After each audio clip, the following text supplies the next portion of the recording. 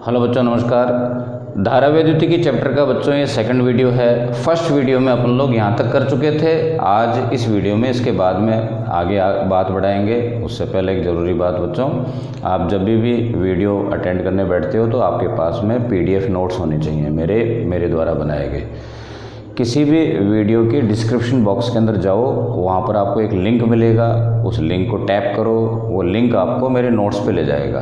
उन नोट्स को आप डाउनलोड करो, अपने लैपटॉप में रखो, मोबाइल में रखो, फ़ोटोकॉपी कराओ, नहीं तो सबसे बेस्ट है आप उनको अपने हाथ से नोट करो अपनी कॉपी के अंदर। एक और बात, ये जो चैनल है इसको आप सब्सक्राइब करो, अपने फ्रेंड्स को शेयर करो और उनको भी सब्सक्राइब करने के लिए बोलो। अब अपन लोग स्टार्ट करते हैं नेक्स्ट। बच्चों ये जो ब्रैकेट है इसको अपन लोग बोलते हैं रो, प्रतिरोधकता, विशिष्ट प्रतिरोध। और इसके प्रतिलोम को, इसके उल्टे को आप क्या बोलोगे? प्रतिरोधकता का उल्टा चालकता, या इसका नाम दूसरा क्या है? विशिष्ट प्रतिरोध। विशिष्ट प्रतिरोध का उल्टा विशिष्ट चालकत्व, ठीक है ना। और R के प्रतिलोम को आप बोलोगे 1/R का अपन ने नाम रख दिया कैपिटल G, और नाम क्या है इसका? चालकत्व, ठीक है। इसका नाम चालकता, इसका नाम चालकत्व, इसका नाम प्रतिरोध, इसका नाम प्रतिरोधकता। तो नामों में कोई गड़बड़ नहीं होनी चाहिए, बड़े सिंपल हैं। इसका मात्रक ओम इनवर्स, ओम की घात -1, ठीक है। ओम इनवर्स लिखना ज़्यादा अच्छा है। कुछ लोग ओम का उल्टा पढ़ करके, और ओम को उल्टा पढ़ोगे क्या आएगा? MHO। तो ये तो थोड़ा कम प्रचलन में है। और भी मात्रक है, साइमंस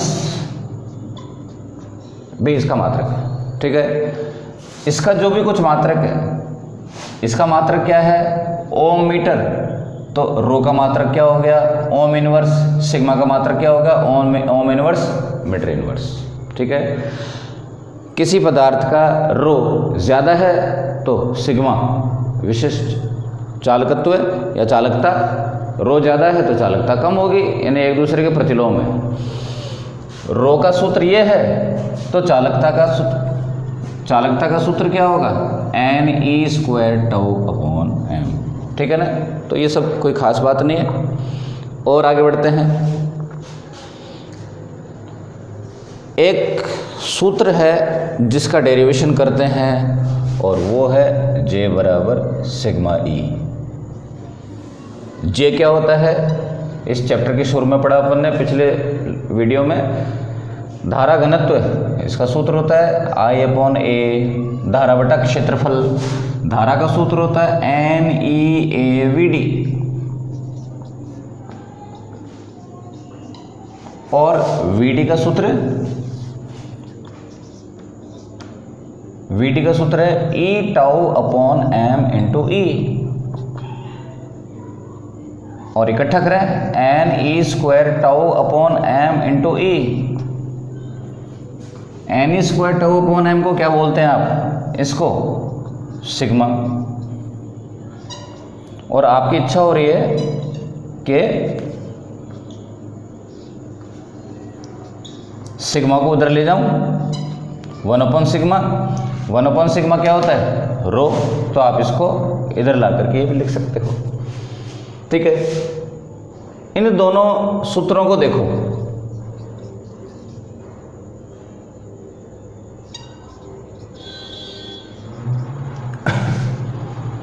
ये दोनों ही ओम का नियम कहलाते हैं। अभी नेक्स्ट टॉपिक ओम का नियम पढ़ेंगे अपन लोग डिटेल में। फिलहाल जो है अपन लोग इस छोटी सी बात को निपटा देते हैं। ये भी ओम का नियम है, ये भी ओम का नियम है। इसको अपन लोग ओम के नियम का स्थूल रूप कहते हैं, इसको ओम के नियम का सूक्ष्म रूप कहते हैं। ऐसे क्यों बच्चों? ये वाला जो सूत्र है ये पूरे तार के लिए लागू है। पूरे तार के सिरों पर विभवांतर, पूरे तार के अंदर से बहने वाली धारा, ठीक है। और ये पूरे तार का प्रतिरोध है, जिसमें प्रतिरोध में पूरे तार की लंबाई, पूरे तार का क्षेत्रफल, काट क्षेत्रफल शामिल है। ये पूरा का पूरा सूत्र है, इसमें तीनों जने पूरे तार के लिए हैं, जबकि इसमें नीचे वाले में ये भी ओम का नियम है। इसके अंदर सब तीनों की तीनों चीज़ें ये किसी बिंदु के ऊपर स्थित है। ये जे क्या है, किसी बिंदु पर तार के, जो तार है उसके किसी बिंदु पर धारा घनत्व का मान है। विद्युत क्षेत्र की तीव्रता किसी बिंदु पर विद्युत क्षेत्र की तीव्रता है, और सिग्मा किसी बिंदु पर जो पदार्थ है उस पदार्थ की चालकता है। ये तीनों के तीनों किसी बिंदु के लिए हैं, ऊपर वाले तीनों के तीनों कंप्लीट पूरे तार के लिए हैं, इसलिए इसको कहते हैं ये ओम का नियम है स्थूल रूप में, और ये ओम का नियम है सूक्ष्म रूप में। ठीक है, यहाँ पर एक और बात पता पड़ रही है, यदि मैं सदिश का चिन्ह लगा दूं तो कि जे और ई की दिशा समान होती है। ठीक है, ये बात, जे और ई की दिशा समान होती है। ई की दिशा किधर होती है, धनावेशित सिरे से ऋणावेशित सिरे की ओर। मान लो धनावेशित सिरा, तीव्रता की दिशा इधर होती है, उसी दिशा में धारा घनत्व की दिशा होगी। दोनों सदिश राशियां हैं, इनकी दिशा समान होती है। बच्चों, उसके बाद नेक्स्ट टॉपिक है ओम का नियम, और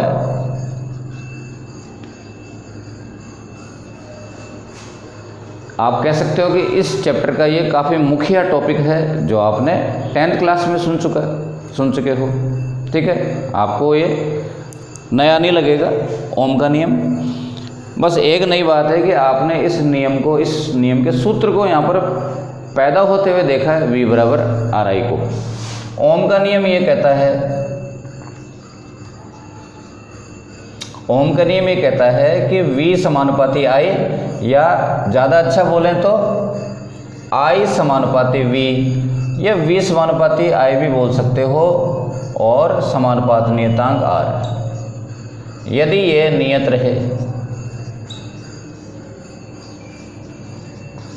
इसके ऊपर आपको अजीब सा लगेगा कि ये नियत यदि क्यों लगा दिया, ये ध्यान देने की बात है। ये कह रहे हैं कि यदि R नियत रहे तो फिर धारा जो है वो विभवांतर के साथ समानुपाती होगी। R कौन, R का सूत्र लिखें। R के सूत्र में कौन कौन है, जिनके नियत रहने की बात कर रहे हैं। तार की लंबाई, तार का क्षेत्रफल, ठीक है, और पदार्थ और ताप, ये दोनों किस पर निर्भर कर रहे हैं, ताप और पदार्थ के ऊपर। ये अपने कई बार बात हो गई, बार बार नहीं करेंगे। इन सब को आप इकट्ठा करके शब्दों में एक शब्द बोल सकते हो।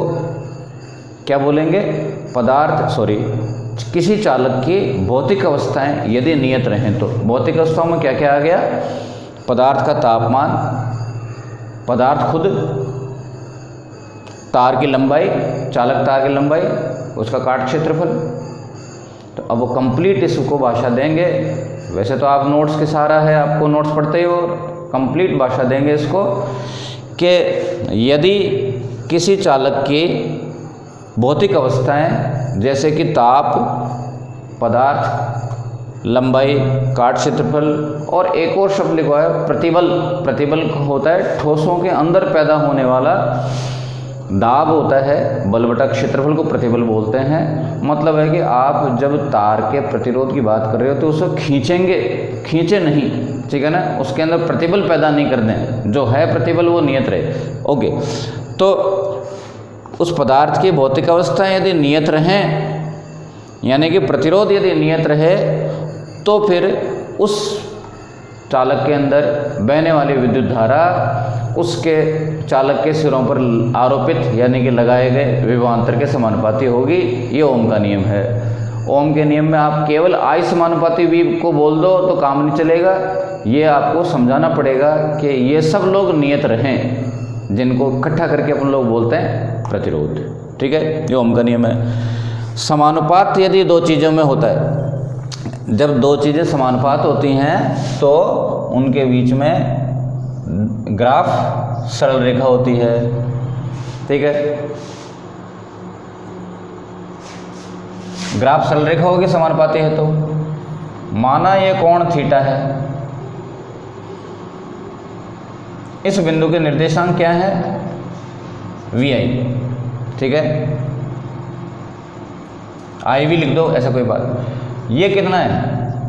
वी। ये कितना है? धारा, ठीक है। इस त्रिभुज को देख करके बताइए tan थीटा क्या होगा? लंब बटा आधार यानी कि प्रतिरोध। इसको आप क्या नाम दोगे? ढाल। tan थीटा को शब्दों में ढाल बोलते हैं, यानी कि V और I के मध्य जो ग्राफ है उसकी ढाल प्रतिरोध के बराबर होती है। अब मैं यहाँ पे एक थोड़ा सा चेंज करता हूँ, उसके लिए आपको सतर्क रहना है। यदि मैं यहाँ पे V ले लूँ और y अक्ष पर धारा, x अक्ष पर विभवांतर, क्योंकि ये जरूरी नहीं है कि आप कौन से अक्ष पर क्या लें, ठीक है। अब इस त्रिभुज के अंदर जो लंब है वो धारा हो गई और आधार विभवांतर हो गया, ठीक है ना। अब लंब बटा आधार, अब तो कुछ और आएगा, इस बात का आप ध्यान रखो। हमेशा ये नहीं कह दें कि ढाल यानी कि tan थीटा बराबर प्रतिरोध। ढाल का मान r के बराबर भी हो सकता है, 1/r के बराबर भी हो सकता है। ये डिपेंड करेगा कि आपके x अक्ष पर y अक्ष पर आपने किसको किसको लिया है, ठीक है। ये बात है बच्चों। ओम के नियम, ओम का नियम तो बड़ा सरल है, लेकिन आप सोचो कि ओम का नियम का पालन कौन करता है, तो आपके नोट्स के अंदर ढूंढो जरा, मिलेगा आपको। ओम के नियम का पालन होता कब है? प्रैक्टिकली बात करें तो धातुओं में, धातुओं से बने हुए जो परिपथ हैं, ठीक है, उसमें ओम का नियम पालन होता है। और वो भी कब? यदि धारा प्रवाहित होने पर उसका तापमान न बढ़ने दिया जाए और कमरे के तापमान पर के लगभग रखा जाए, तो धातुओं का जो प्रतिरोध है वो नियत रहता है और ओम का नियम पालन होता है। तो आप और उल्टा ये कह सकते हो कि ओम के नियम को पालन करने के लिए जो उदाहरण हैं वो बहुत कम है। ओम का नियम का उल्लंघन करने वालों के उदाहरण ज़्यादा हैं, ठीक है ना। और ये तो बात सही भी है कि किसी भी नियम का कठिनता से पालन करने वाले लोग कम हुआ करते हैं, उसको उदाहरण कम हुआ करते हैं। तो ओम के नियम का पालन करने का उदाहरण तो मात्र एक ही है, वो है चालकों में कमरे के ताप पर प्रतिरोध नियत रहता है, तो ओम का नियम पालन होता है, ठीक है। धातुओं में ओम के नियम का पालन न करने वाले परिपथों को या प्रतिरोधों को बोलते हैं अनओमीय। अनओमीय का मतलब है ओम के नियम का पालन न करने वाले, अनओमीय परिपथ या अनओमीय प्रतिरोध। उदाहरण क्या है उसका? मतलब ओम के नियम का पालन न करने का मतलब क्या है? तीन तरह की बातें हो सकती है। ओम के नियम का पालन करने में क्या होगा? ऐसा ग्राफ होगा, इसको ऐसे बना लो, कैसा भी बना लो, ठीक है। V और I के बीच में ग्राफ कैसा होगा? सरल रेखा होगा, मूल बिंदु से गुजरेगा, धारा की दिशा उलटने पर ग्राफ चेंज नहीं होगा, समान रहेगा, ठीक है। और पालन न करने पर क्या होगा? पालन न करने वाले ऐसे होंगे,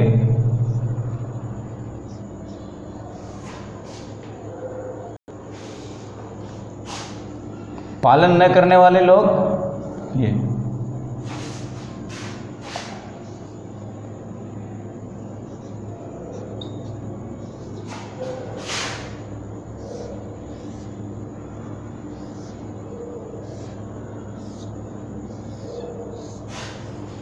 इसमें आपको क्या नज़र आ रहा है?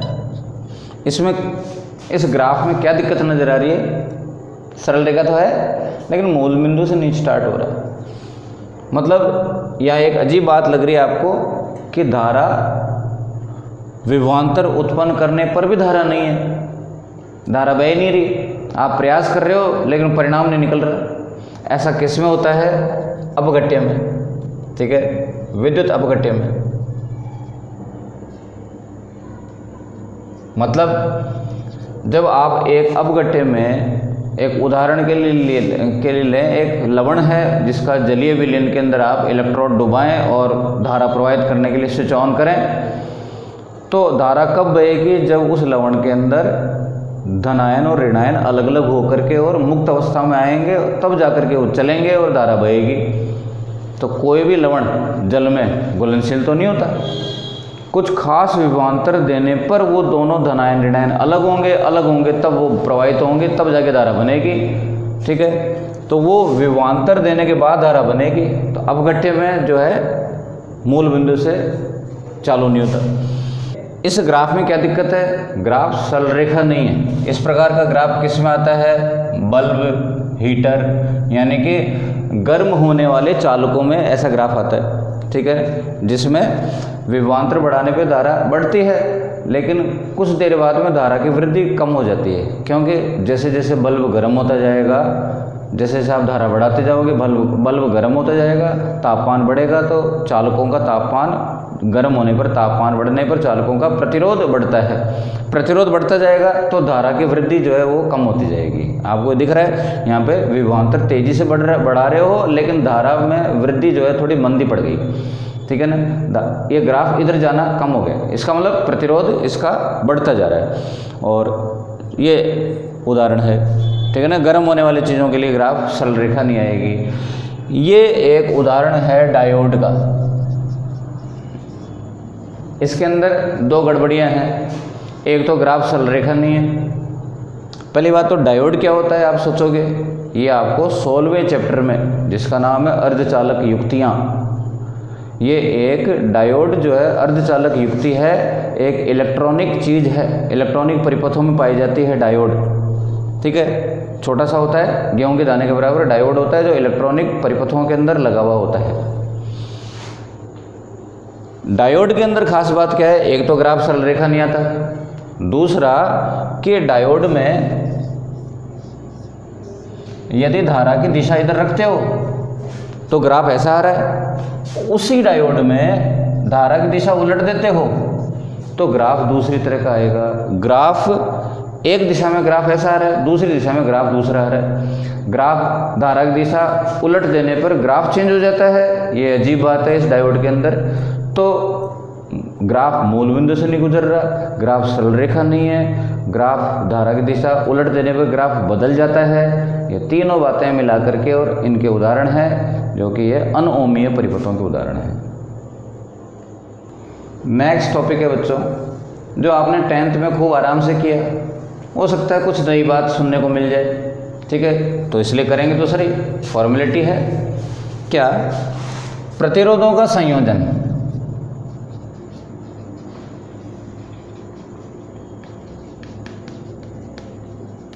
संयोजन का मतलब जोड़ना। प्रतिरोधों को दो तरीके से जोड़ सकते हैं, श्रेणीक्रम। श्रेणीक्रम का मतलब एक के बाद एक के बाद एक के बाद, ट्रेन के डब्बे होते हैं जैसे, चेन की कड़ियाँ होती हैं। ठीक है, 3 ले लिए माना, जरूरी नहीं कि 3 ही हो, 2 भी हो सकते हैं और कई सारे भी हो सकते हैं। 3 प्रतिरोध ले लिया, इनको अपने श्रेणीक्रम में जोड़ा और आखिरी किनारे सेल पे लाके जोड़ दिए। सेल मान लो V वोल्ट का है, सेल का विभवांतर V वोल्ट है, तो यहाँ से लेकर के यहाँ तक का विभवांतर कितना होगा? वही जो सेल का है, इस सेल द्वारा दिया गया ही तो है, सेल ने उपलब्ध कराया पूरे संयोजन पर विभवांतर V। अलग अलग विभवांतर V1, V2, V3 है, इनके सिरों पर अपना अपना अलग अलग विभवांतर। विभवांतर का संधि विच्छेद, विभव में अंतर। विभव में अंतर का मतलब पॉइंट A और पॉइंट B के विभव में अंतर। पॉइंट A पर विभव मान लिया VA है, पॉइंट B पर विभव माना VB है, तो आप विभवांतर को क्या बोलोगे? VA माइनस VB, A पर विभव माइनस B पर विभव, विभवांतर यानी V1। तो VA माइनस VB बराबर V1 है। अभी मैं एक काम करता हूं,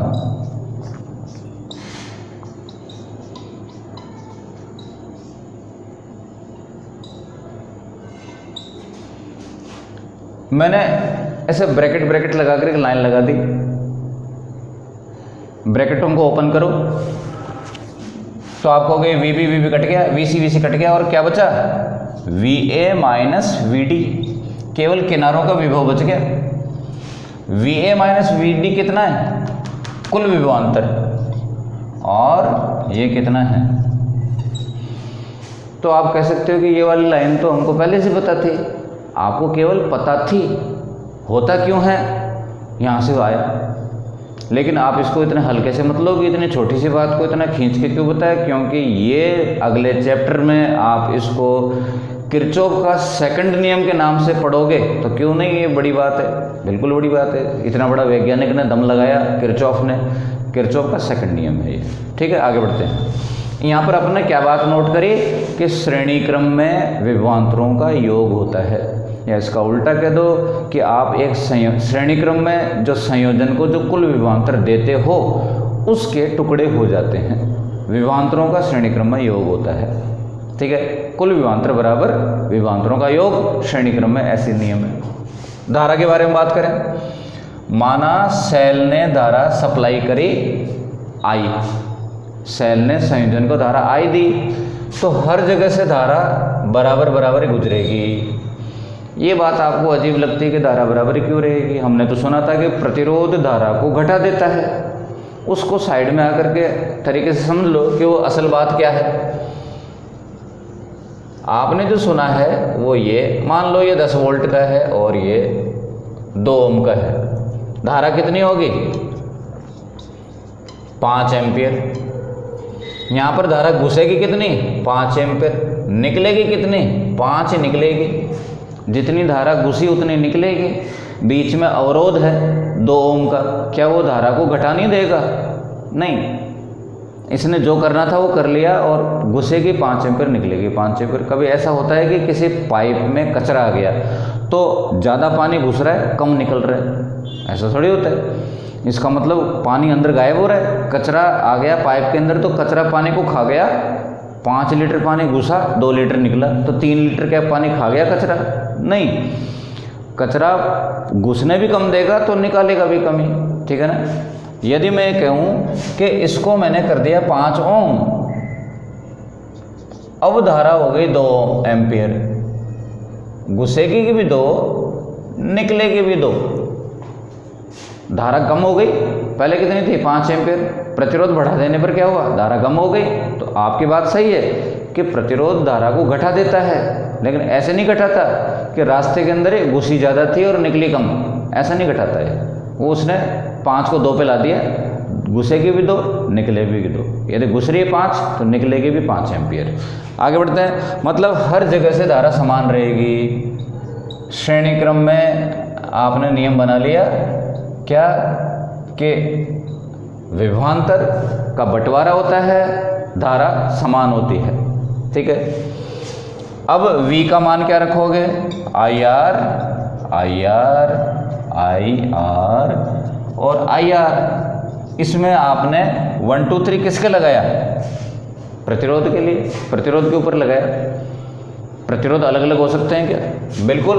प्रतिरोध का मान तो निर्भर करेगा वो जो तार है उसके पदार्थ पर, लंबाई पर, काट क्षेत्रफल पर, अलग अलग हो सकते हैं ये तो।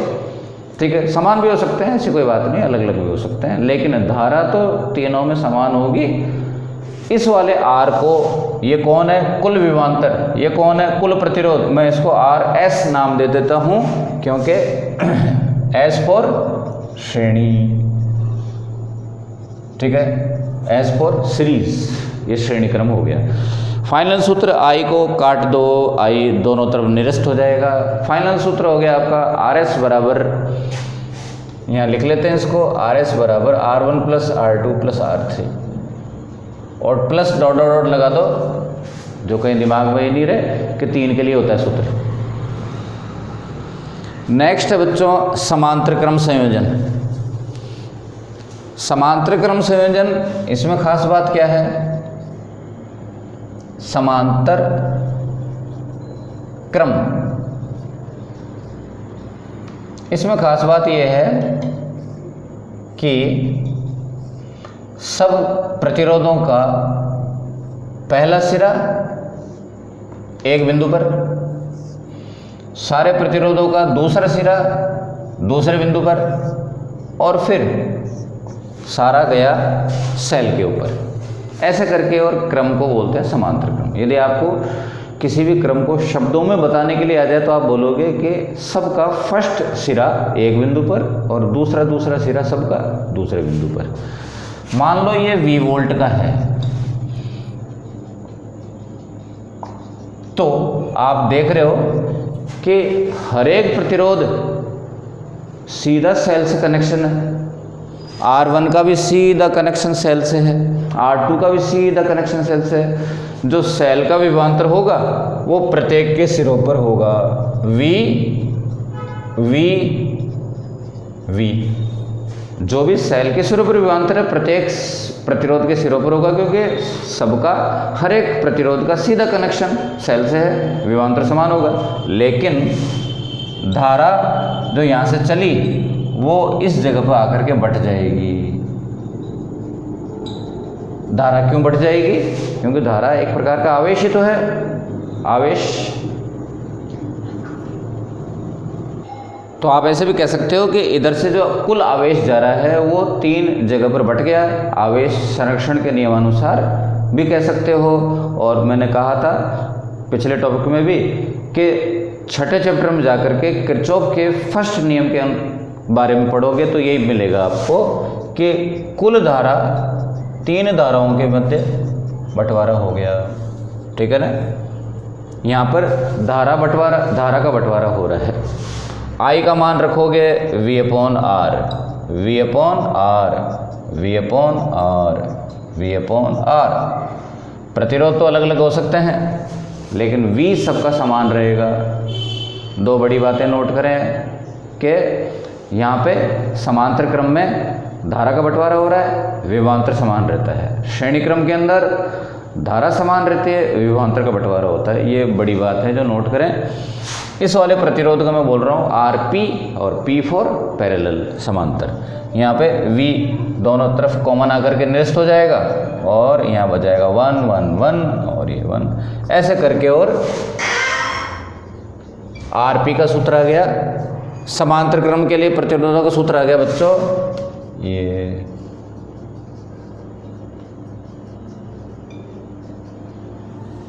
ठीक है? ये मन में याद रखने के लिए कहो, ये सीधे सीधे जुड़ते हैं और ये प्रतिलोम जुड़ते हैं, प्रतिलोम होकर के जुड़ते हैं। ठीक है? एक छोटी सी चीज़ ट्राई कर लेते हैं अपन लोग, जो आपके नोट्स में नोट के रूप में दिया हुआ है। वो ये, मान लो आपके पास में 2 प्रतिरोध हैं, 6 ओम और 3 ओम के। इनको आपने श्रेणी क्रम में जोड़ा तो श्रेणी क्रम में कुल प्रतिरोध क्या होगा? 9 ओम। समांतर क्रम में जोड़ा तो कुल प्रतिरोध कितना आएगा? RP का मान कितना आएगा? 2 ओम। 3 और 6 को यदि श्रेणी क्रम में जोड़ते हैं तो कुल प्रतिरोध हो जाता है, बढ़ जाता है, 9 ओम हो गया। और यदि समांतर क्रम में जोड़ा 3 और 6 का मिला के क्या बन गया? 2। सबसे छोटे वाले से भी छोटा हो गया और श्रेणी क्रम में सबसे बड़े वाले से भी बड़ा आ गया। यदि आप यही काम 3 प्रतिरोधों के लिए करते हैं तो कुल कितना आ रहा है? 11। 11 कौन है? सबसे बड़े वाले से भी बड़ा है। सब ठीक है, मतलब श्रेणी क्रम में प्रतिरोध बढ़ता है और समांतर क्रम में प्रतिरोध कम होकर के कितना हो जाता है? सबसे छोटे वाले से भी छोटा हो जाता है। ट्राई करें, कितना आ रहा है? RP का मान कितना आया? 1। यानी कि 3, 6 और 2 को आप इकट्ठा करोगे, समांतर क्रम में जोड़ोगे तो कुल प्रतिरोध 1 ओम आ गया, जो कि सबसे छोटे वाले से भी छोटा है। और छोटी मोटी बातें, यदि R1, R2, R3 समान प्रतिरोध वाले तारों को आप जोड़ो, R1, R2, R3 सबका मान लो कैपिटल R है, तो RS कितना आएगा? R plus R plus R plus R plus R। कितने हैं ये? माना N है, NR हो गया। ठीक है? R plus R plus R plus R plus R, R plus R plus R plus R plus R N दफे कितना हो गया एन आर। समांतर क्रम में जोड़ेंगे तो कितना आएगा 1/r plus 1/r plus 1/r कितनी दफे n बार। तो r ये सब इकट्ठा करें तो कितना आएगा n/r। rp का मान कितना आया r/n।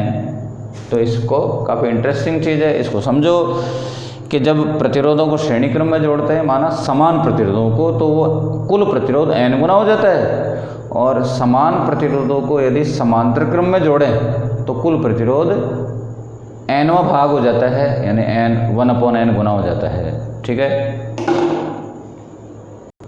बच्चों, नेक्स्ट टॉपिक है कार्बन प्रतिरोधकों का रंग संकेत। मतलब मैंने अभी बताया कि इलेक्ट्रॉनिक सर्किटों की बात करी थी। इलेक्ट्रॉनिक सर्किट क्या होते हैं, लैपटॉप, एलईडी, कैलकुलेटर, मोबाइल, ये सब इलेक्ट्रॉनिक सर्किट हैं। इनको यदि अपन लोग खोल के देखें, सच्ची में खोल कर नहीं देखना, मैं कह रहा हूँ कि यदि इनको खोल के देखें तो इनके अंदर एक परिपथ मिलता है बड़ा सारा, उसके अंदर छोटी छोटी चीज़ें जमी हुई रहती हैं। यदि आपको इनको सच्ची में देखना है, इनकी फ़ोटो देखनी है, तो मैंने हमेशा बताया आपको कि आपके गूगल ड्राइव के ऊपर, मेरे गूगल ड्राइव के ऊपर उसका जो लिंक आपके पास है उसको टैप करो, और उसके अंदर बहुत सारी चीज़ें हैं, सारे फोल्डर्स को एक बार देख डालो आप लोग, है ना। उसके प्रैक्टिकल्स वाले फोल्डर में, इलेक्ट्रॉनिक इंस्ट्रूमेंट के फोल्डर में आप जा करके देखोगे, उनके फ़ोटोएँ दिखाई देंगे आपको। ऐसी बहुत सारी चीज़ें हैं जो आपके सिलेबस में एक एक करके आएंगी, उनके सबके चित्र मैंने, सच्ची की चीज़ों के चित्र मैंने उसमें रखे हुए हैं, वो उनको देख करके आप देख सकते हो कि भाई असल में ये दिखने में ऐसी होती हैं। ठीक है, तो कार्बन प्रतिरोध जो है वो इलेक्ट्रॉनिक सर्किटों में लगा होता है, कार्बन का बना होता है, दिखने में बेलनाकार होता है और आकार गेहूं के दाने के बराबर। ठीक है, किसी इलेक्ट्रॉनिक सर्किट में आपको दिखाई दे तो आप उसको देखो, घर में अपने कोई ख़राब चार्जर वगैरह पड़ा हो, उसके डिबिया को खोल के देखो, उसके अंदर आपको ये दिख जाएगा।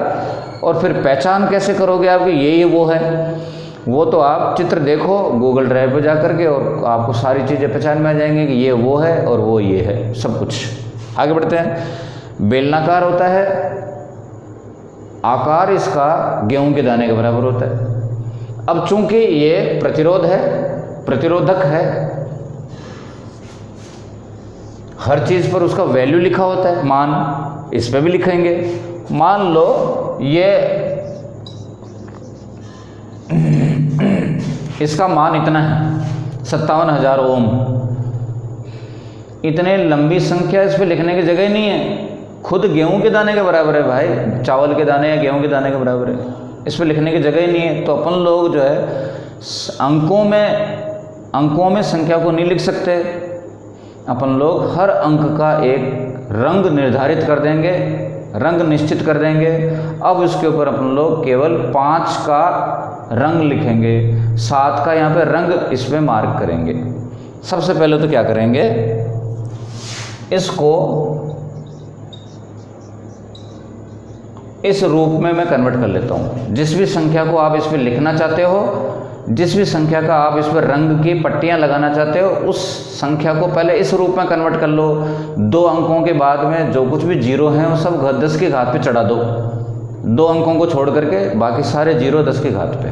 ठीक है, अब आप क्या करेंगे, इन अंकों की जो रंग संकेतक हैं उनके ऊपर जाओ लिस्ट के अंदर। ठीक है, वो लिस्ट मैं यहाँ लिख देता हूँ बच्चों, ये लिस्ट है।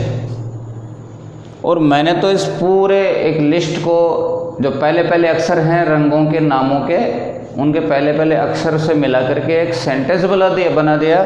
काबूला नापी हनी बैसले सफ़े सोचा। तो आपको ये तो याद ही नहीं करा जा रहा, तो 10 बार बोल लो, अपने आप याद हो जाएगा। काबूला नापी हनी बै सले सफ़ेद सोचा। काला, भूरा, लाल, नारंगी, पीला, हरा, नीला, बैंगनी, सलेटी, सफ़ेद, सोना, स्वर्ण, चांदी।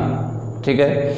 ये 10, ये काले का मतलब है 0 अंक के लिए आप काला रंग काम में लोगे, 1 वाले 1 अंक के लिए आप भूरा यानी ब्राउन कलर काम में लोगे, 2 के लिए 2 अंक के लिए आप लाल काम में लोगे। और आपको यदि इंग्लिश अच्छी लगती है तो आप ये पूरा सेंटेंस इंग्लिश में याद रखो। बीबी रॉय ग्रेट ब्रिटेन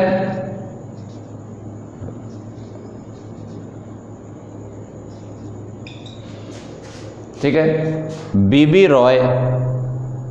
रॉय एक सज्जन थे, ग्रेट ब्रिटेन गए और वहाँ से क्या लाए, वेरी गुड वाइफ लाए और सोने और चांदी से लदी हुई। तो बेकार की बातें हैं, जैसा भी इच्छा हो आपको, ठीक है। ये अच्छा है अपने लिए। तो काबूला नापी हनी बैसले सफ़े सोचा, ठीक है। ओके, आगे बढ़े।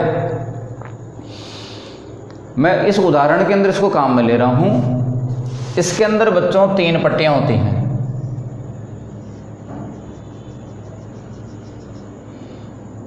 पहली पट्टी 5 के लिए, दूसरी पट्टी जो 7 वाले अंक को दर्शा रही है, तीसरी पट्टी 10 की घात का अंक दर्शा रही है। 5 के ऊपर कलर क्या होता है, हरा। पहली पट्टी का कलर हरा, 7 के ऊपर रंग क्या होता है, बैंगनी। दूसरी पट्टी का रंग बैंगनी, 3 का रंग क्या होता है, नारंगी। मतलब ये पूरी बात को दोबारा सुनो। एक कार्बन प्रतिरोध है जो किसी कंपनी ने बनाया, कितने वैल्यू का बनाया, 57,000 का बनाया। 57,000 इसके ऊपर लिख नहीं सकते, वो छोटा सा होता है। आपने 57,000 को पहले तो इस रूप में कन्वर्ट कर लिया, 57 गुणा 10 की घात 3। अब आपके पास 3 अंक हैं, पहला अंक 5, दूसरा अंक 7 और 10 की घात।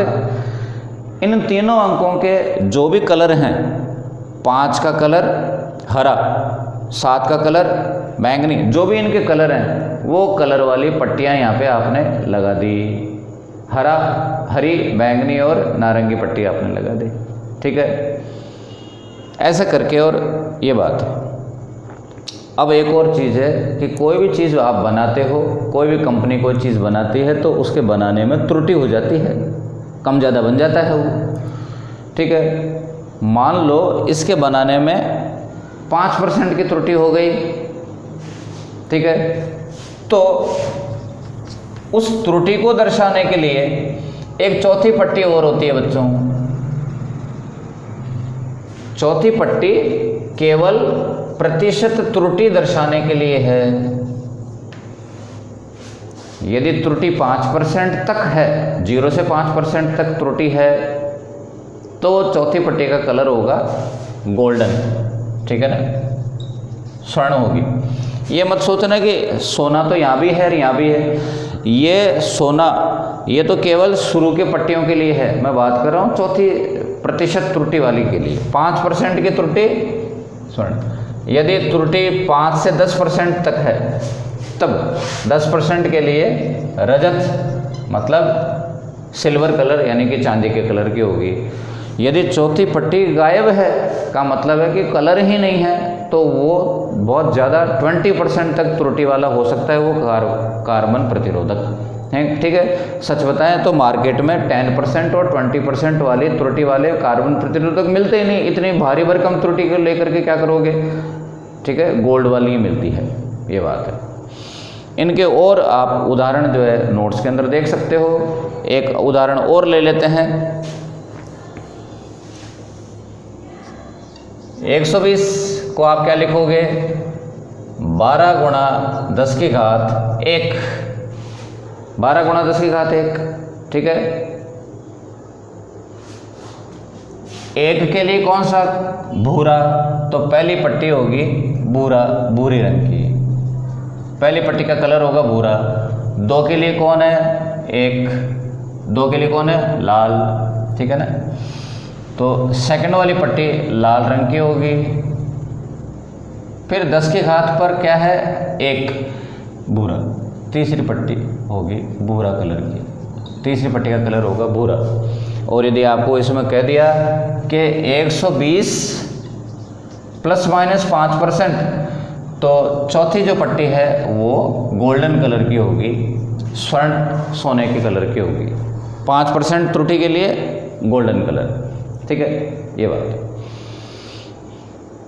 एक और चीज़ उदाहरण ले सकते हो आप, और वो आप सोचोगे कि ये तो काम में नहीं आएंगे कभी, नहीं। 6.3 ओम को क्या लिखोगे, 63 × 10 की घात -1, 63 × 10 की घात -1, 6.3 को।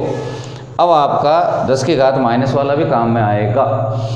तो 6 के ऊपर कलर कैसा है बच्चों, नीला, पहली पट्टी नीले रंग की, 3 के लिए नारंगी, सेकंड पट्टी का रंग नारंगी है, 10 की घात -1 ये सोने की कलर की होगी, तीसरी पट्टी। और यदि यहाँ पे त्रुटि भी ±5% है तो चौथी पट्टी को तो ±5%, 5% के नाम पे चौथी पट्टी को तो सोने की होना ही होना है। तीसरी पट्टी स्वर्ण रंग की, सोने के रंग की क्यों है, 10 की घात -1 की वजह से। एक बाई चांस बात है कि तीसरी और चौथी दोनों पट्टियाँ स्वर्ण हैं, ये बात। एग्जाम के अंदर आपको क्वेश्चन ये भी आ सकता है, कलर बताया हुआ हो, वैल्यू पूछी हो, या वैल्यू बताया हो और कलर पूछा हो, दोनों काम हो सकते हैं। नेक्स्ट टॉपिक है बच्चों अति चालकता। चालकता तो आपने सुना है, सर्वाधिक चालक पदार्थ कौन है, तो आप कहोगे धातुएं हैं। धातुओं में टॉप पर कौन है, तो आप कहोगे सिल्वर है यानी चांदी है। फिर नेक्स्ट कौन है, कॉपर है। फिर नेक्स्ट कौन है, एल्यूमिनियम है। सबसे टॉप पर सिल्वर है, चांदी है चालकों में। कोई ये पूछे कि चांदी से भी जोरदार चालक कौन है, जो जितना बड़ा जोरदार अच्छा चालक होगा उसका प्रतिरोध उतना ही कम होगा, तो आप कहेंगे ऐसी क्या चीज़ है जिसका प्रतिरोध बहुत बहुत कम हो, तो आप यहाँ तक रुक जाओगे कह करके कि भैया चांदी है, सबसे अच्छा चालक वही है, उसी का प्रतिरोध सबसे कम होता है। लेकिन एक चीज़ आपने नोट करी जो काफ़ी पहले कि प्रतिरोध और तापमान के बीच में ये संबंध होता है, ठीक है। तापमान को कम करते जाओ, प्रतिरोध कम होता जाएगा, होता जाएगा, होता जाएगा, और वो और बेटर चालक होता जाएगा, और अच्छा चालक बनता जाएगा। तापमान और प्रतिरोध के बीच में इस प्रकार का ग्राफ आएगा, तापमान कम होता जा रहा है, प्रतिरोध भी कम होता जा रहा है, प्रतिरोध और प्रतिरोधकता दोनों कम होते जा रहे हैं, ठीक है। लेकिन कुछ 0 केल्विन के आसपास, ये पैमाना इसका केल्विन है, 0 केल्विन के पास आकर के अचानक से प्रतिरोध तेजी से गिरेगा, TC तापमान पर, क्रांतिक तापमान पे आकर के, और प्रतिरोध तेजी से गिरेगा। यहाँ पर प्रतिरोध का मान लगभग 0 हो जाएगा, इतना कम हो जाएगा कि बिल्कुल 0 के करीब चला जाएगा। इस अवस्था को बोलते हैं अति चालकता, यानी कि किसी चालक से भी ज़्यादा चालक, अति चालकता। वो पदार्थ अति चालक बन गया। कब अति चालकता का मतलब, प्रतिरोध का यानी कि प्रतिरोधकता का 0 हो जाना, ठीक है। लेकिन अति चालकता जो है ना वो बहुत ही कम तापमानों के लिए होती है। 0 केल्विन ताप के आसपास इतने ताप तक पहुंचना मुश्किल है, ठीक है, लगभग असंभव है इतने ताप तक पहुंचना। 2 केल्विन, 4 केल्विन, 5 केल्विन, जैसे मर्क्यूरी के लिए आपके नोट्स में दिया हुआ है 4.2 केल्विन जो है उसका क्रांतिक ताप होता है, यानी कि मर्क्यूरी का तापमान, यदि पारे का तापमान यदि आप 4.2 केल्विन कर दो तो उसका प्रतिरोध घटता घटता बिल्कुल 0 हो जाएगा। और फिर जब प्रतिरोध ही 0 हो जाएगा, धारा का अवरोध ही खत्म हो जाएगा, तो फिर क्या होगा, इस प्रकार का कोई परिपथ है जो अति चालक पदार्थ से बना हुआ है, उसमें धारा को एक बार आप बहा दो सेल हटा लेने के बाद भी काफ़ी देर तक, सेल को हटा लेने के बाद भी काफ़ी देर तक धारा बहती रह सकती है उसके अंदर, क्योंकि उसमें अवरोध ही नहीं है, धारा को रोकने वाला कुछ है ही नहीं। ठीक है, उपयोग क्या है? एक तो एक सूत्र है H बराबर I²R del T। ये सूत्र इस चैप्टर के अंत में पढ़ेंगे, लेकिन जिक्र कर रहे हैं पहले ही। ये सूत्र ये बता रहा है क्या कि एक R प्रतिरोध में I धारा प्रवाहित करते हैं del T समय के लिए, तो उसमें इतनी ऊष्मा उत्पन्न होती है, उस प्रतिरोध में इतनी ऊष्मा उत्पन्न होती है। ये सूत्र ही कारण है हीटर और गीजर इनके गर्म होने के पीछे।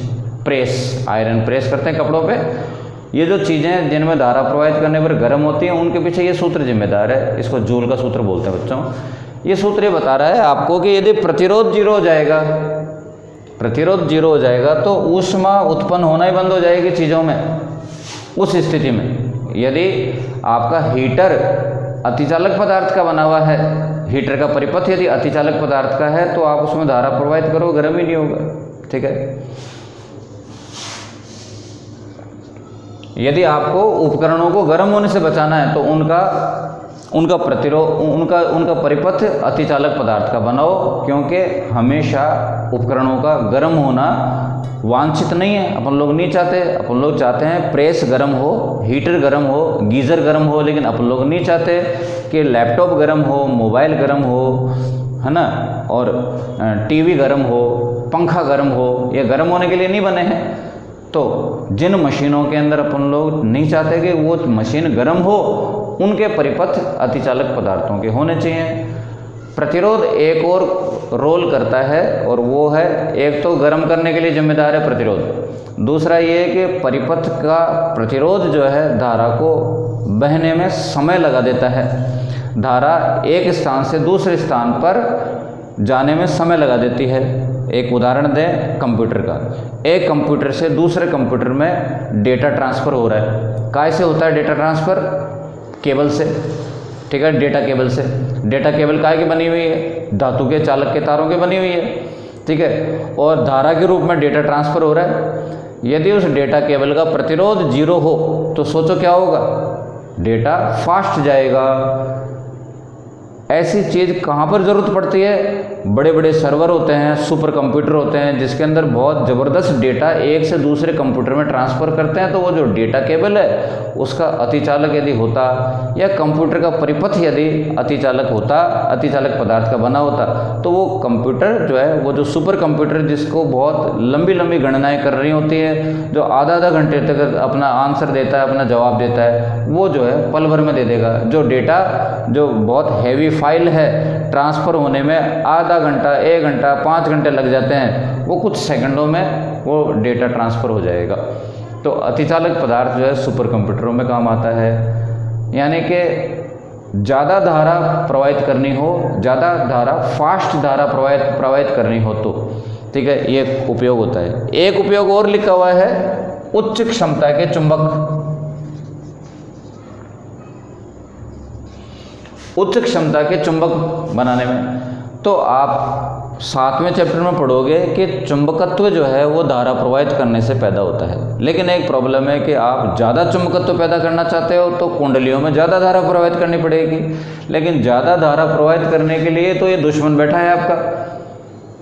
कुंडली गर्म हो जाएगी और खुद को जला के मार डालेगी, पिघल जाएगी। तो ज़्यादा धारा प्रवाहित करते हैं तो प्रतिरोध जो है वो आपका दुश्मन की तरह से व्यवहार करता है। प्रतिरोध के कारण ऊष्मा उत्पन्न होती है। यदि प्रतिरोध ही नहीं होगा तो फिर खूब धारा प्रवाहित करो चुंबकीय क्षेत्र पैदा करने के लिए, खूब उच्च धारा प्रवाहित करो, गर्म नहीं होगा।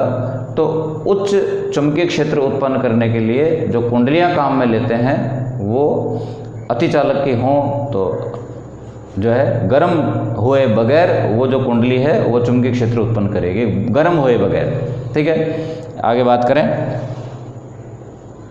बच्चों। अतिचालकता से संबंधित एक टॉपिक है छोटा सा, मेसनर प्रभाव।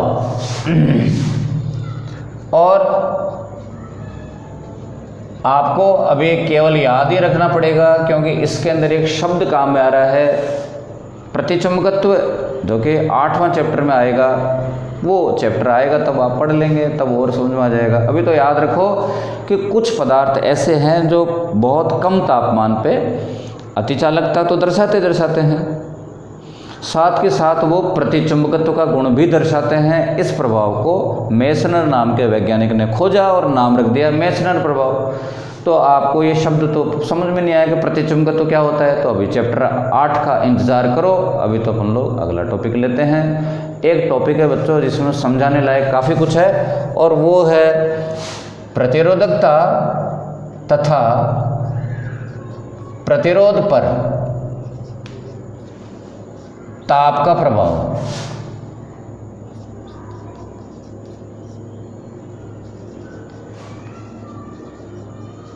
ठीक है, काफ़ी अच्छा और समझने वाला टॉपिक है, प्रतिरोधकता या प्रतिरोध पर ताप का प्रभाव। तो आप यहाँ पे एक बात तो हेडिंग को देख करके कह सकते हो क्या कि प्रतिरोध का सूत्र क्या है। ये है जो प्रभाव इस पर पड़ेगा वो इस पर भी पड़ेगा, क्योंकि प्रतिरोधकता तो प्रतिरोध के सूत्र का एक तो हिस्सा है। ठीक है, तो ऐसा कुछ नहीं है इसके अंदर।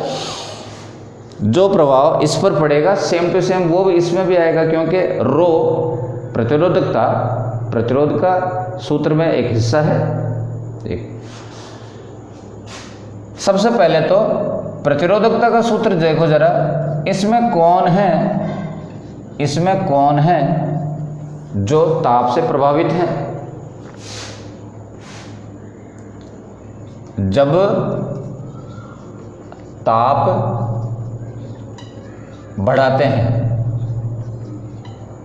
जब तापमान T बढ़ाते हैं, तो आप बताओ स्मॉल n के साथ क्या होता है, बढ़ता है। स्मॉल n क्या है, मुक्त इलेक्ट्रॉनों का संख्या घनत्व है।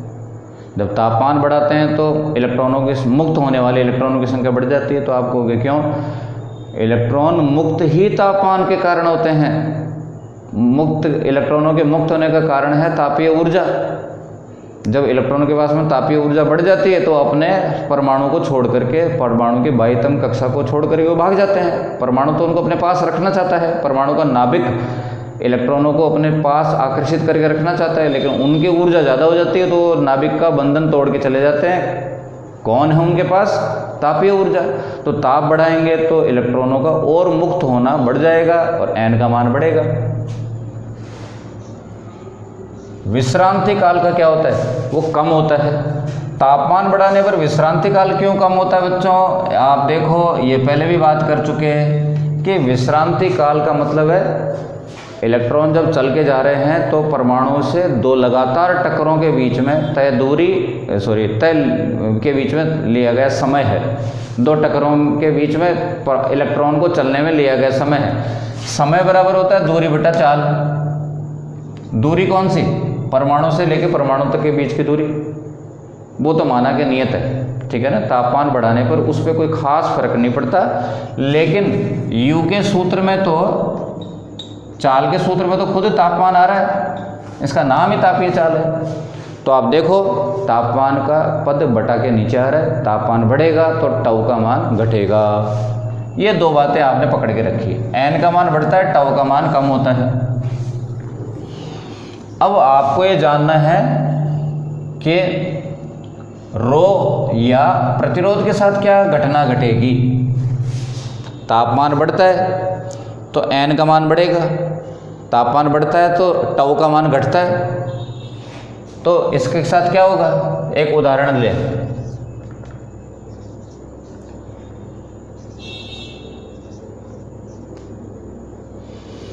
मान लो n का मान बढ़ करके और हो गया 10 गुना और टाउ का मान घट करके हो गया आधा, तो फाइनल बोलिए क्या होगा, 10 गुना और ये आधा फाइनल मिला के क्या होगा,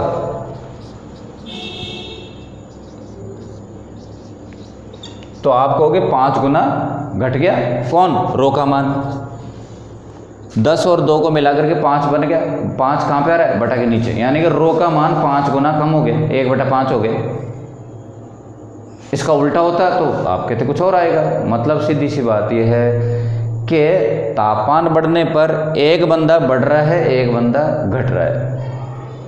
किसका बढ़ना और किसका घटना ताकतवर है, प्रभावशाली है, वो तो इस बात पर डिपेंड करेगा कि रो का मान बढ़ेगा कम होगा। ठीक है। यदि मैं ये कहूँ कि ये तो बढ़ रहा है और ये कम हो रहा है,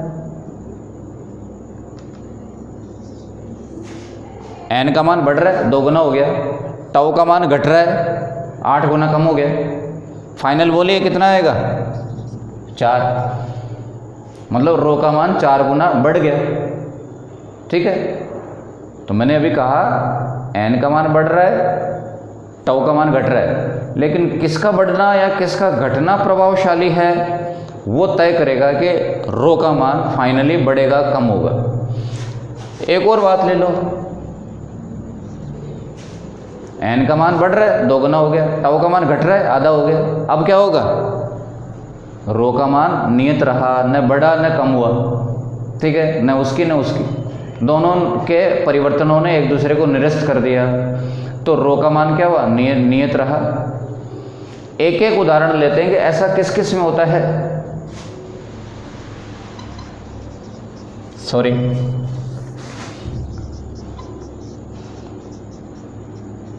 धातुओं में तापमान बढ़ने पर एन का मान नगण्य बढ़ता है, बढ़ता तो है नगण्य बढ़ता है, इसलिए मैंने क्रॉस ही लगा दिया। बढ़ता तो है नगण्य बढ़ता है। टाउ का मान घटता है, काफ़ी ज़्यादा घटता है। ठीक है, वो नगण्य नहीं, ये नगण्य है, वो काफ़ी ज़्यादा घटता है। अब बताओ आप कि टाउ का मान कम होगा तो रो का मान बढ़ेगा। आप जब समझाओगे एग्ज़ाम में तो ऐसे तीर के निशान ऊपर नीचे लगा के मत समझाना। ये तो मैं तुम्हारे मेरे बीच की बात है, जो आपके नोट्स के अंदर एक आखिरी में टॉपिक के आखिरी में सारणी बनी हुई है, ये तो तुमको तुम्हारे मेरे बीच की बात है। आप तो नोट्स में जो लिखा हुआ है सेंटेंस में पैराग्राफ में वैसे करके समझाओगे। ठीक है। जो मैं बोल रहा हूँ ना वो चीज़ समझाओगे जो आपके नोट्स में लिखी हुई है। ओके। अर्धचालकों में तापमान बढ़ने पर एन का मान बढ़ता है बेशक, लेकिन टो का मान कम तो होता है, विश्रांति काल का मान घटता तो है, लेकिन अत्यल्प कम प्रभावशाली है। यहाँ पर ये प्रभावशाली है, वहाँ पर वो प्रभावशाली है, यहाँ पर ये नगण्य है, यहाँ पर ये नगण्य है। फाइनल बोले एन का मान बढ़ेगा तो इसका मान घटेगा। ठीक है। कुछ मिश्र धातुएं हैं जैसे कांस्टेंटन, जैसे मैंगनीन। इनमें खास बात क्या होती है मिश्र धातुओं में कि इसका मान बढ़ता है और इसका मान कम होता है। कैसा? बराबर मात्रा में।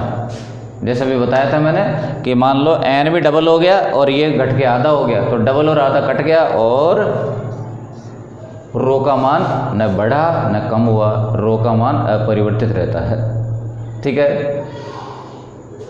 तापमान बढ़ने पर प्रतिरोधकता या प्रतिरोध पर असर ही नहीं पड़ रहा। किसमें? मिश्र धातुएं, जिनके उदाहरण हैं कांस्टेंटन या मैंगनीन। और इस बात को इस काम में ले लेते हैं, मिश्र धातुओं के इस गुण को, ये गुण होने की वजह से क्या कि तापमान का इसके प्रतिरोध पर प्रभाव ही नहीं पड़ता।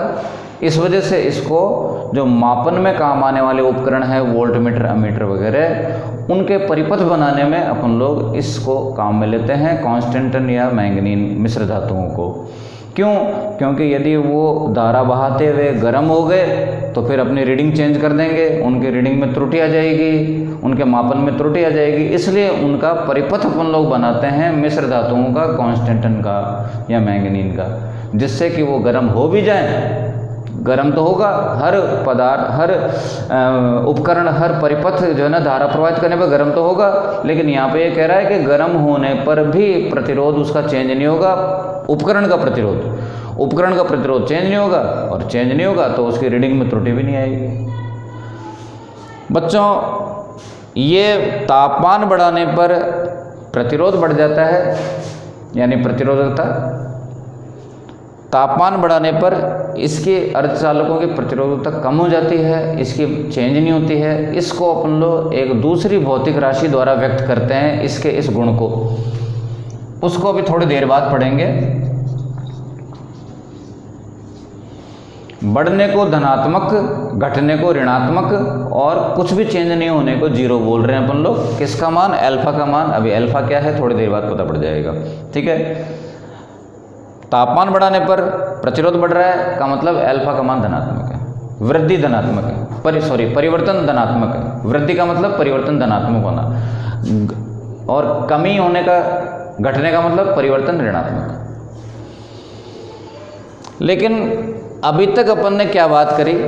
केवल चर्चा करी है बच्चों। न्यूमेरिकल में चर्चा से काम नहीं चलता। न्यूमेरिकल को क्या चाहिए? सूत्र। सूत्र क्या है?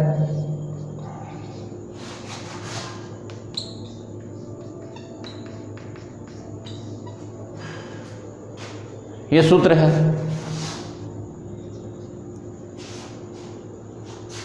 ठीक है। T1 तापमान पर यदि प्रतिरोधकता है ρ1, T2 तापमान पर यदि प्रतिरोधकता है ρ2, तो ρ1 और ρ2 और तापमान और T2 और T1 के बीच में ये संबंध है। ये कहाँ से आया इसकी चिंता करो ही मत, किताब में नहीं लिखी है तो अपन लोग क्यों परेशान हो। आपको तो ये डायरेक्ट याद रखना है। और रो का मान क्या लिखते हो आप? RA/L, RA/L।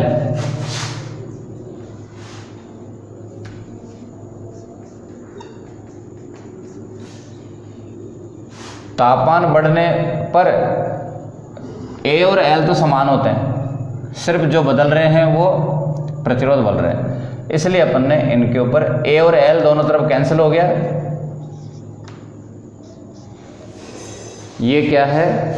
T1 तापमान का प्रतिरोध है, ये T2 तापमान का प्रतिरोध है, उनके बीच में संबंध है। तो अपने को ये भी कोई खास काम में नहीं आएगा, इसको भी उड़ा देते हैं। पैदा करने वाला तो ऊपर ही था, इससे ये पैदा हुआ, काम में ये आएगा। इसकी बात करते हैं अपन लोग। इसके अंदर सूत्र में क्या दर्शा रहे हैं? तापमान और प्रतिरोध के मध्य संबंध है। एक उदाहरण देता हूं मैं। मान लीजिए एक तार का प्रतिरोध है 100 ओम।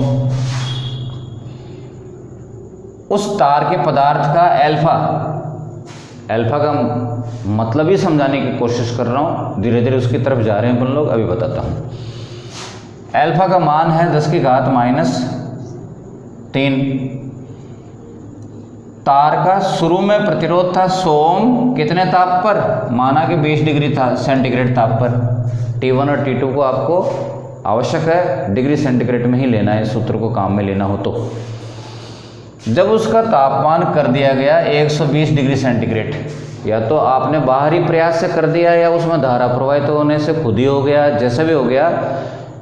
जब उसका प्रतिरोध 100 ओम था तब उसका तापमान था 20 ओम। जब उसका प्रतिरोध ठीक है ना, उसका तापमान था 20 डिग्री सेंटीग्रेड। जब उसका तापमान 120 डिग्री कर दिया गया या हो गया तो उसका प्रतिरोध कितना हो जाएगा? कैलकुलेशन करो अपने आप। और आपने क्या पाया?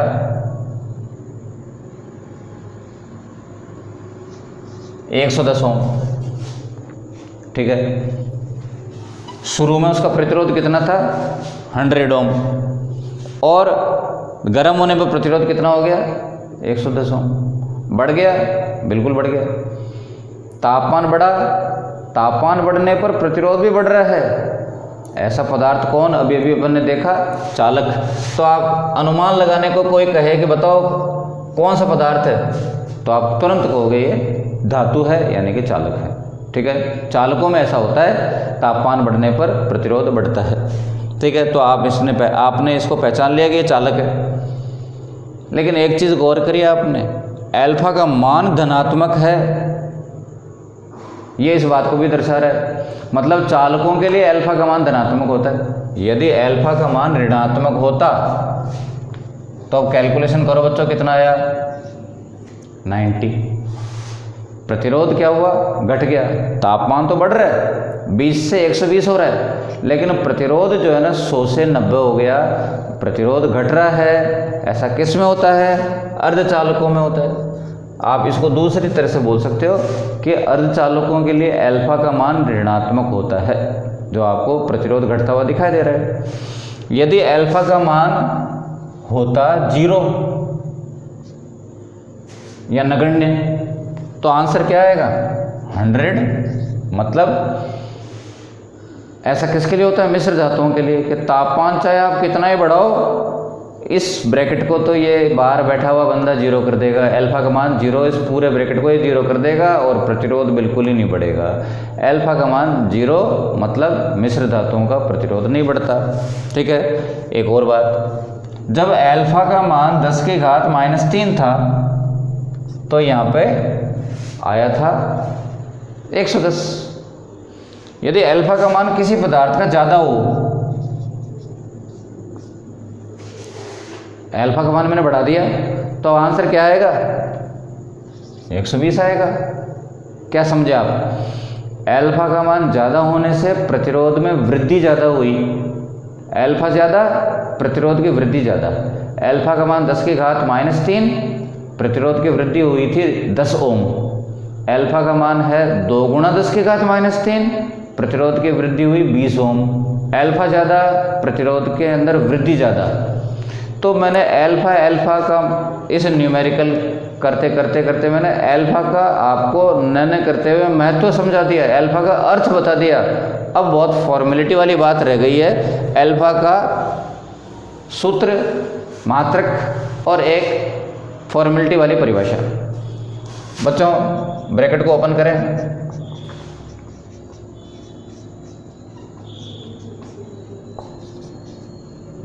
R1 को इधर लाया,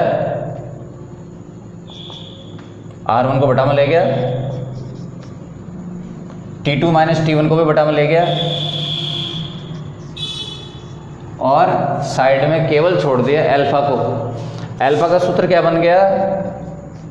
R2 - R1। इसको आप क्या लिख सकते हो? प्रतिरोध में परिवर्तन। इसको क्या बोलोगे? तापमान में परिवर्तन। और ये क्या है? प्रारंभिक प्रतिरोध। ऐसा करके लिख लिया मैंने इसको। ये प्रारंभिक प्रतिरोध है, माना R है, और वो प्रतिरोध में परिवर्तन, तापमान में परिवर्तन। अल्फा का मात्रक तो बना लो, ओम डिग्री सेंटीग्रेड माइनस। ठीक है, अल्फा का मात्रक तैयार हो गया। अल्फा की एक फॉर्मेलिटी की परिभाषा क्या? यदि आप R को बोलोगे 1 ओम, तो अल्फा बराबर किसके आएगा? dR/dt के। और अवकलन की भाषा में dR/dt को क्या बोलते हो? R के मान में तापमान के सापेक्ष, प्रतिरोध के मान में तापमान के सापेक्ष परिवर्तन की दर। एक सेंटेंस आपको जीवन भर याद रखना है। dy/dx को आप क्या बोलते हो? y के मान में x के सापेक्ष परिवर्तन की दर। ठीक है, तो प्रतिरोध, तो आप इसको सेंटेंस में क्या बनाओगे कि अल्फा का नाम तो उजागर कर दें। अल्फा कर रहे हैं बहुत देर से। अल्फा का नाम है प्रतिरोधकता ताप गुणांक। नाम कैसे रखा? गुणांक है, गुणा हो रहा है किसके साथ? ताप के साथ। तो क्या नाम रख दिया? ताप गुणांक। और किसके सूत्र में आ रहा है? ओरिजिनल प्रतिरोधकता के सूत्र में आया था ये। नाम क्या रखा? प्रतिरोधकता का ताप गुणांक। अल्फा का नाम, अल्फा का मात्रक डिग्री सेंटीग्रेड की पावर -1। अल्फा की परिभाषा सूत्र को कन्वर्ट कर दिया कि ये अल्फा इकाई प्रतिरोध के ताप परिवर्तन की दर के बराबर होती है। इकाई प्रतिरोध में होने वाले ताप परिवर्तन की दर के बराबर होती है। लेकिन अभी तक जो है ना वो मज़ा नहीं आया कि भाई अल्फा का मतलब क्या। जैसे मैं हमेशा कहता हूँ कि किसी भी परिभाषा के अंत में, प्रारंभ में आपको ये जानने की इच्छा ज़रूर होती है और क्या कि ये है क्या भाई। ठीक है, जैसे कोई पूछे आपको कि प्रतिरोध क्या होता है, तो आप कह दोगे ये ले R बराबर V/I होता है। ऐसा काम थोड़ी चलेगा। इसको शब्दों में कन्वर्ट कर दो कि ये और लो हैं, इसको शब्दों में कन्वर्ट कर दो कि प्रतिरोध उस विभवांतर के बराबर है जो इकाई धारा बहा दे, ठीक है ना, उस विभवांतर के बराबर है जो चालक में इकाई विभवांतर बना दे। ऐसा थोड़ी होता है, ठीक है। प्रतिरोध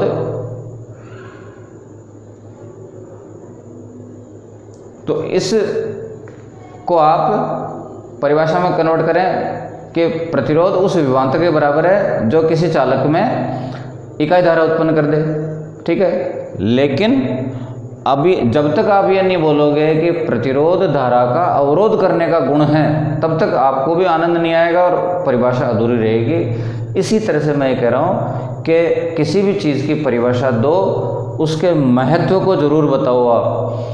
अल्फा का मान ज़्यादा होना इस बात को दर्शा रहा है कि प्रतिरोध का मान कितनी तेज़ी से बढ़ेगा तापमान बढ़ाने पर, ठीक है। अभी एक न्यूमेरिकल किया था, उसके अंदर देखा अल्फा का मान कम था तो प्रतिरोध कम बढ़ रहा था, अल्फा का मान ज़्यादा तो प्रतिरोध का मान ज़्यादा बढ़ रहा है। अल्फा का मान ज़्यादा होने का मतलब प्रतिरोध ज़्यादा बढ़ेगा, प्रतिरोध का मान तेज़ी से बढ़ेगा। अल्फा का मान धनात्मक होने का मतलब है प्रतिरोध बढ़ेगा। अल्फा का मान ऋणात्मक है किसी पदार्थ का तो प्रतिरोध का मान घटेगा। अल्फा का मान 0 है तो प्रतिरोध पर तापमान का फर्क नहीं पड़ेगा, प्रभाव ही नहीं पड़ेगा, ठीक है। अल्फा का मान निर्भर किस पे करता है? पदार्थ की प्रकृति पर करता है। अल्फा का चिन्ह निर्भर करता है कि वो पदार्थ चालक है या अर्धचालक है। अल्फा का मान ज़्यादा है कम है, वो पदार्थों के प्रकृति पर निर्भर करता है, ठीक है बच्चों। तो ये वीडियो अभी अपना काफ़ी बड़ा समय का रूप ले चुका है। अभी अपन लोग इस वीडियो को यहीं विराम देंगे। ये चैप्टर का तीसरा वीडियो जो कि कोशिश करेंगे आखिरी वीडियो होगा बच्चों। अभी बाकी अपन लोग नेक्स्ट वीडियो में करेंगे। और चलते चलते एक ज़रूरी बात कि इस चैनल को आप सब्सक्राइब करो और अपने फ्रेंड्स को भी बोलो कि उनको भी शेयर करो, वो भी उनको भी सब्सक्राइब करने के लिए कहो, ठीक है बच्चों। बाय बाय, आज के लिए जय राम जी की।